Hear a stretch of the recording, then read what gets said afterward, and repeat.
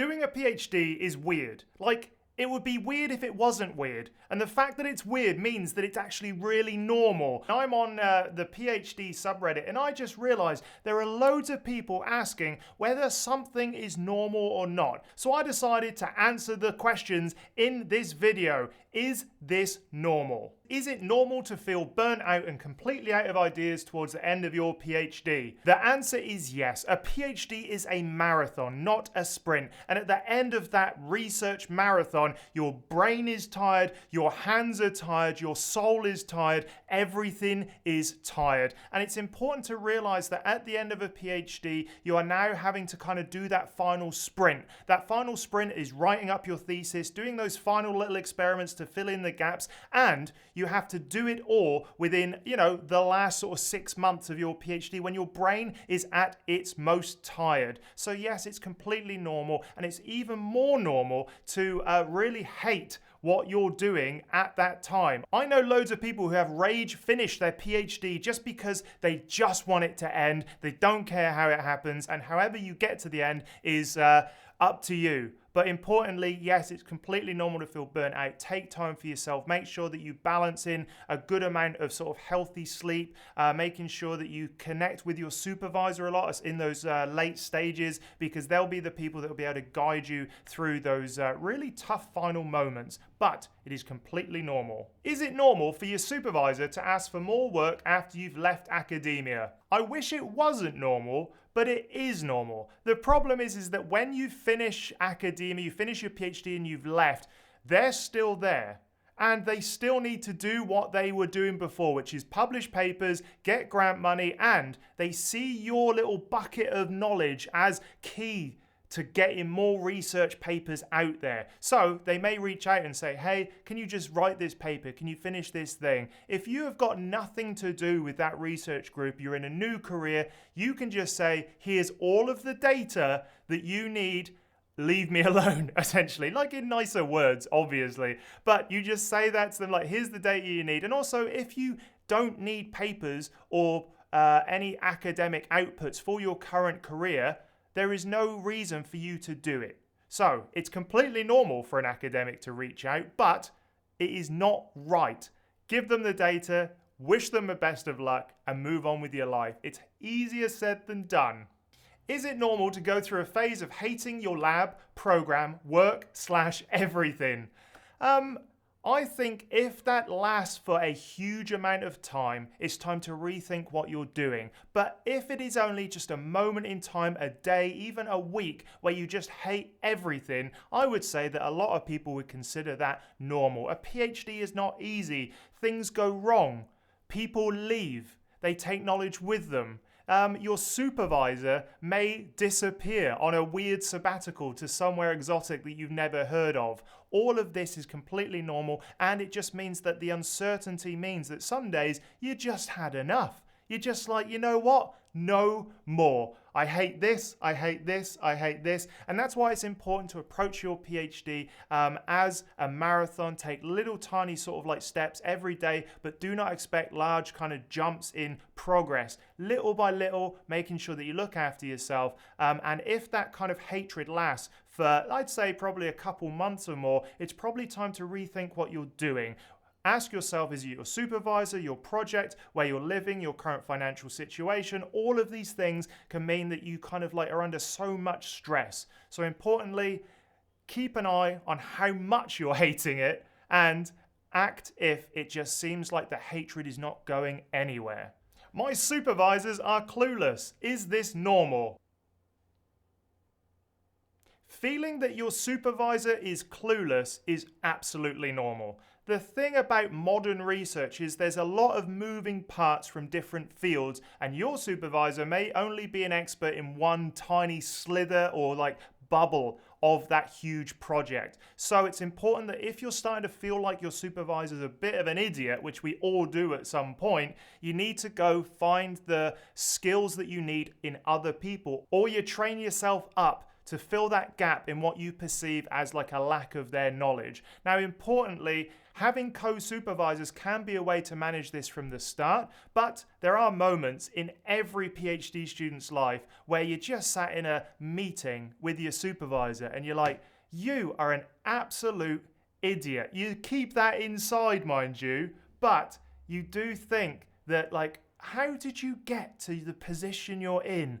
It's just mental. So, it's completely normal to think your supervisor's an idiot, but if it's impacting your work, go find the skills somewhere else. The next two are kind of interlinked. Is it normal that you feel lost when you're doing your PhD and at times you feel that what you are doing is not even good? And also, is this normal or am I really not meant to be here? Imposter syndrome strikes again. Kapoof! It is something that I think every single PhD student feels, and also, trust me, that feeling does not go away even as you grow up and out of academia. There is a moment in everyone's career at nearly every stage where you're like, oh my god, I'm an imposter, like everyone else seems to be doing really well, I'm stupid. And I can assure you, most people are feeling the same way. I don't know if this is sort of like good advice, but I remember speaking about this with one of my friends, and she said that she has to sort of kind of like enact this character that's like middle-aged management, is how she put it, where, you know, you've just kind of got this weird confidence and you don't know where it's come from, but I think that is the kind of mentality that can help you get through imposter syndrome. You just got to look at any middle management in most companies. You're like, oh my god, you're so confident. Why? And I think that confidence is something that is learned. That confidence is something that you can build up over time and then wear as like an armor, as a mask for the world. So, put on that middle management armor and just keep on going. If you've got no major tragedies happening in your current position, in your research, just keep going. Is it normal to have a really hands-off advisor? Advisors come in loads of different forms. There are hands-off, there are major hands-on, like micromanagers, and everything in between. So it's normal. A really great PhD supervisor will adjust their supervision style to match different types of students' requirements. However, that is often and mostly not the case. Most PhD supervisors have one style, and that's why it's important to speak to the PhD students in the lab you're thinking of going into and asking, like, what type of PhD supervisor is this? I know of people who have literally had one meeting at the beginning of their course, of their PhD research with their supervisor, and that was kind of it for ages. Every supervisor has their quirks, and it's completely normal for them to be hands-on, micromanaging, and everything in between. Just make sure that you match up with a supervisor that matches what you want from them.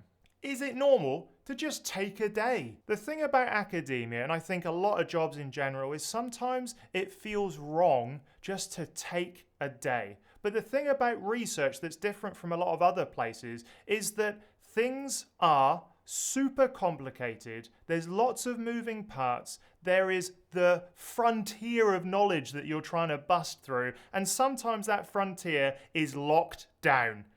It is impassable. For some reason that day, that little thing you're trying to achieve is just not going to happen. And if you come across a number of days that like that, I quite often took a sneaky day. Like sometimes I would just sit down in my lab, things would start falling apart. I'd try to do something in the lab with a certain microscope and it just wouldn't work. If it is not working and persisting through that problem is just frustrating you, it's just winding you up, stop. Stop for the day, go do something else. If I had something like that, quite often I would just go to the tea room for a couple of hours, chat with people, and then go do something that wasn't so sort of taxing and revisit that task the next day. Taking time off is completely normal, and I think we should start normalizing it, even if it's just for silly little days where you just want to do nothing because you've had enough. PhD speak versus normal. Academia has completely alienated itself from the world by making it incredibly hard to understand the technical jargon that we like to force and cram into sentences. I don't know why we've done it. Well, I guess I know why we've done it. It's because we want the language we use to be precise and accurate. And the only way you can do that is by making sure there's no wiggle room in your sentences for being understood in a different way. And that means that PhD speak requires you to read very slowly a sentence multiple times before you understand it. And that's completely normal. I think it kind of has to be that way because of the interpretation issue, but you'll get used to it. And also, today we've got tools like ChatGPT, we've got Explain Paper, we've got Humata, where you can just talk to PDFs of research. It just makes it so much easier. This one's a little bit creepy. Is it normal for professors to hang out with students? Yeah, it kind of is. I've seen this in a number of instances where, for example, it could be a little bit creepy. When I was an undergraduate, there was a professor who would come out drinking with us in pubs. And then in my PhD, my supervisor would also want to kind of like get a little bit loose with us. And at the time, it didn't feel bad or weird. But I think this is the symptom of like working hard and playing hard. And also these people often, I find, I don't know if this is true for a lot, let me know in the comments, but they kind of like have lost their youth to academia and they seem to be trying to get it back later on in life. And the way they do that is being like, oh, there's a nice group of young students who I can hang out with. And they kind of like try to hang out a little bit. It's kind of sweet, endearing, if not a little bit creepy sometimes. So it's normal for professors to hang out with students. Just make sure they're behaving appropriately. If you like this video, remember to go check out this one where I talk about how to finish your PhD faster. I include tips and techniques that mean you'll stay on track.